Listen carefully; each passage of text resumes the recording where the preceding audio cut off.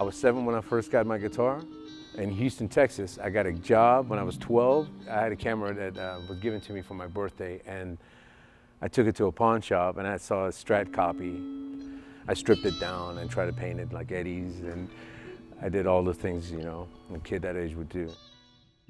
That's when I made the transition to the electric guitar.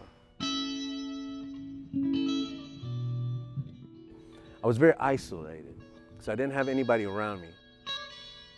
I didn't have any family, and I didn't have any friends. I'd just go to school and I'd come home, and then I would noodle with this thing. So I didn't know any scales, and I didn't know much. So if a couple of notes would land on top of each other in a special way for me, it truly meant something to me.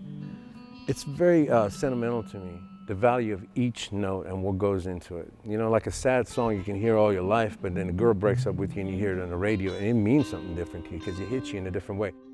So that's like an open lick thing with like palm mute. You play it open. I'm self-taught in the sense that I haven't had any lessons, but listening to the radio in Houston, growing up, watching other players play, I believe that they were my mentors and teachers, and what jolted me was Van Halen. Eddie actually opened the door for me, and through his interviews and the way he played, I felt his essence. And it wasn't until I saw Eric Johnson when I was 16 years old that literally changed my life. And I listened to the way the British guys were translating the blues. So that really goes with Led Zeppelin, you know, and the way they were translating the blues and putting a little fire into it. Eric Clapton, the way Jeff Beck would play, that was very appealing to me. I like to play 2 pick strokes and then hit the guitar neck. And then you start putting a little bit of Latin rhythm to it. I'm from Houston and I have a fan base there, and the fan base has grown ever since I came out and started playing around 2000 with my band Heaviest Texas. The significant difference between Heaviest Texas and the Illegals would be the extreme level. You don't want to kind of like cross the two, you know, you want to be in 2 identical bands, you know. With the Illegals, it doesn't fit into any subgenres, you know. It's not this metal, sludge metal. It's what we kind of grew up with, but all metal into one. Heaviest Texas draws a lot of 70s influences, a lot slower, bluesier. Heavy Texas blues and beyond is the best way I could put it, you know.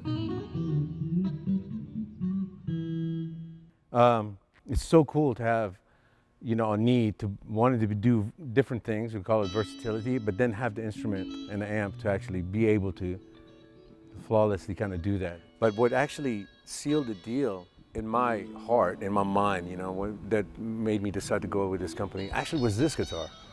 I personally, you know, going to music stores and picking up guitars off the wall, I haven't touched a guitar that plays this good and is this versatile in a very, very long time.